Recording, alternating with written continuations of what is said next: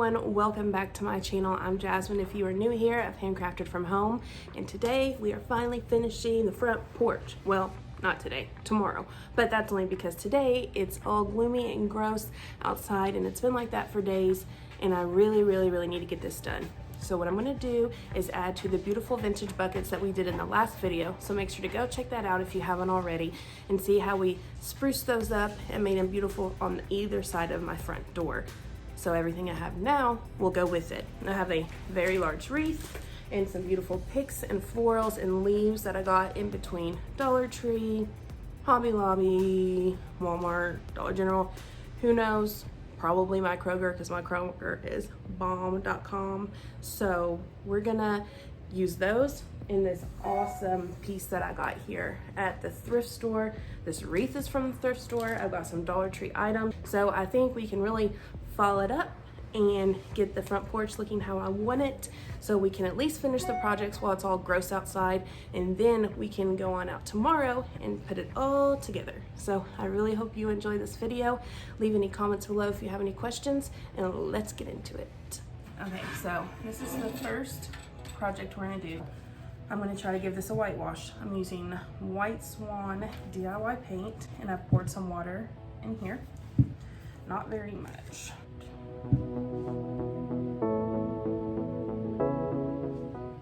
And mix her up. Now, let's see what we get here. I'm also going to wet paper towel. This is a Viva paper towel, or get you shop towels, like the blue ones or the white ones. I have some white ones below me.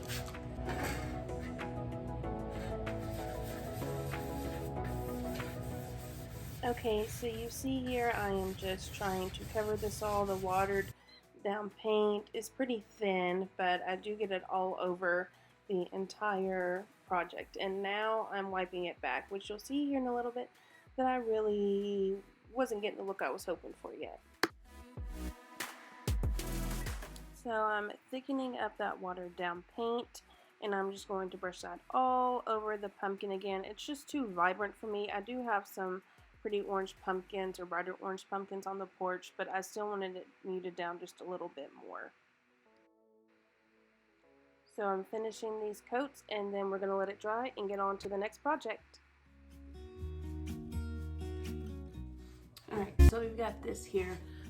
This has a lot of overspray on it. I noticed after I got it. It's dusty on the inside, but to be honest, it's going to go on my porch. Most of this isn't going to show. It does have a cool blue felt inside though, so I don't really want to touch that. It's pretty neat.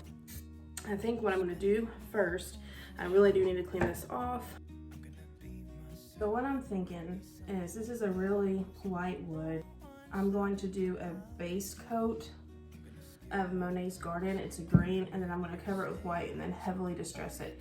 And I'm not going to worry about full coverage, and I want to do a heavy distress. I've got my Monet's Garden and my brush. Oh, here we go. Probably get my apron on.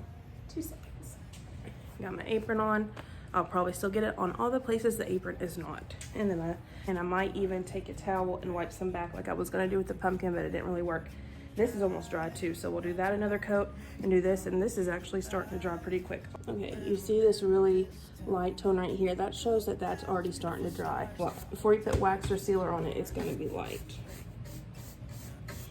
So I'm going to do one coat of the Monet's Garden all the way around the box portion of this piece, and then let it dry. And now once that's done, we are going to get back to the pressed tin pumpkin and see what we can do there.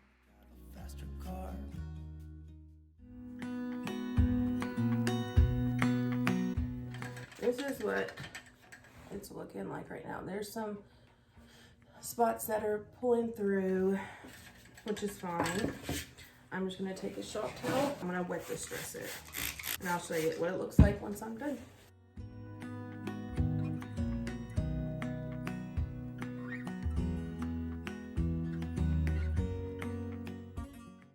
Alright, see how that's coming through? I've brushed it back, and the white is sitting in the low spots, and I'm rubbing over those high spots so it brings back some of that orange. So yes, this is still very pretty, but at the same time it was still a little vibrant. So I'm just going to add some white wax to it as well. because I'm ready to get back to this awesome reclaimed toolbox, or what I guess is a toolbox. So I'm going to white wax it, wipe it down, and get back over to the other project. What I'm doing here is simply sanding this piece with a 220 grit sandpaper just to smooth it out and get ready for the next layer.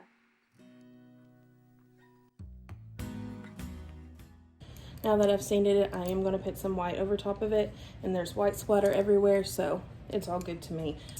And another thing I want to do is possibly use this roller, but first I will start with just the brush. I'm taking White Swan and just doing the next layer over top of the green here. And again, sometimes projects don't turn out how you like, so we'll see that in just a second. Let that dry and I'll come back to it. So we're just going to go around the remaining of the box here with the White Swan and then get ready to use the roller, which I'm really excited about.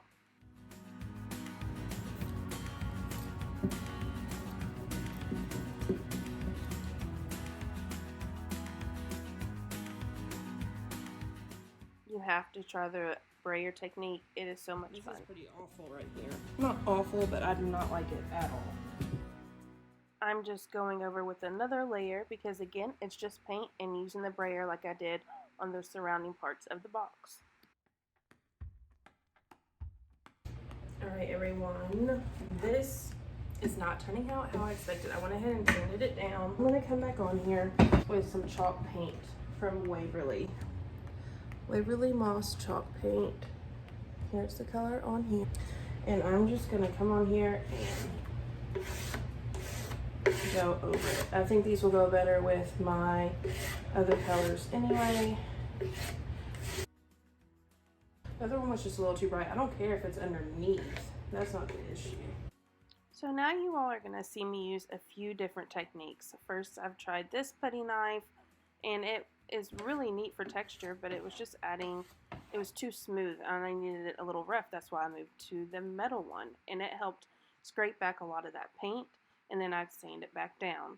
And then what's also neat is that I'm about to use water. Water is an amazing friend to you with DIY paint for blending and causing more aged distressed effects as well, which is something I love. So I took crinoline after I sprayed, and then I just dabbed it around. I'm just playing here. You're seeing my process, and I'm going on there, spraying it down, dabbing it off. I've got my towel a little wet, which helps as well, and just going back and forth and then spraying it some more and letting some drippies happen.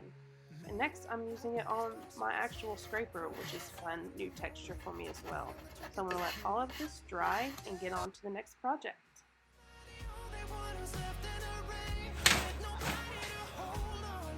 These are a lot of things for this wreath. I think I want to use this for the main background, add in some dark ones, then we'll have some of the white and the oranges and the hydrangeas and mums, and we'll just see where it takes us.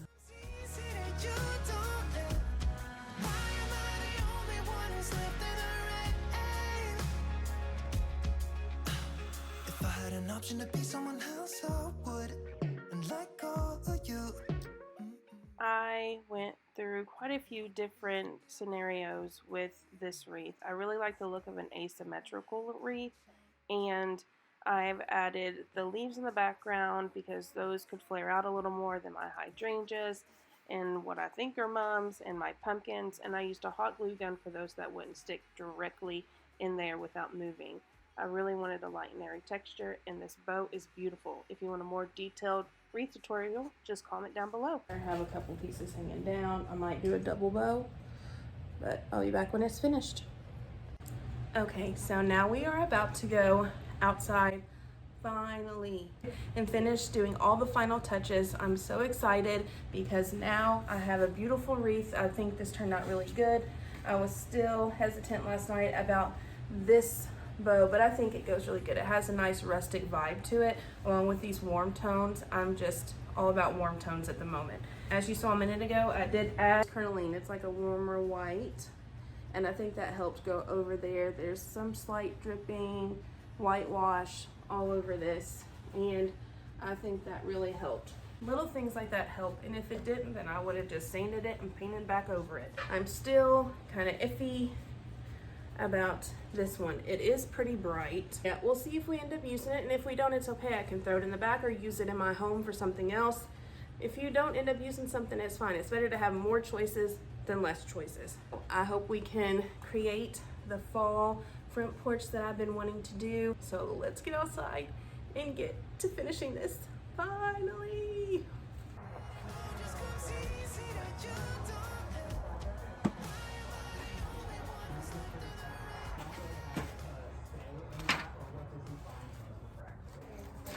Occasionally, I need to breathe. Stop me for a second, I got needs. Occasionally, I set them free. Don't hold me back now, I'm in the lead. This particle life. This particle life. Y'all, don't forget to comment down below because my little mishap is coming up soon. Something I somehow didn't notice, and neither did my husband, as I was walking around all day like this. Never coming down, never coming down. 'Cause lately I've been dancing on my own so bravely. Now they're round on my mind, hate me, but I ain't never coming down, never coming down. I'm never coming down, never coming down.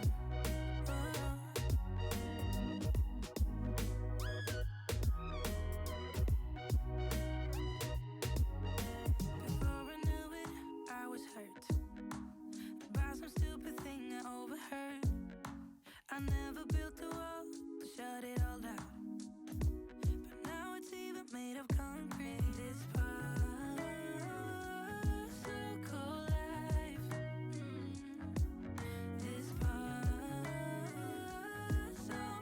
life. What a time to be alive. I am so happy I got these mums. These were a last minute purchase. I just knew something was missing. So I love to interact with you all in the comments. Make sure to go down below and tell me what your favorite project was, or if you have any questions, or what favorite part of the porch decor that you loved. So bravely, now they're round on my mind, hate me, but I ain't never coming down, never coming down. I'm never coming down, never coming down.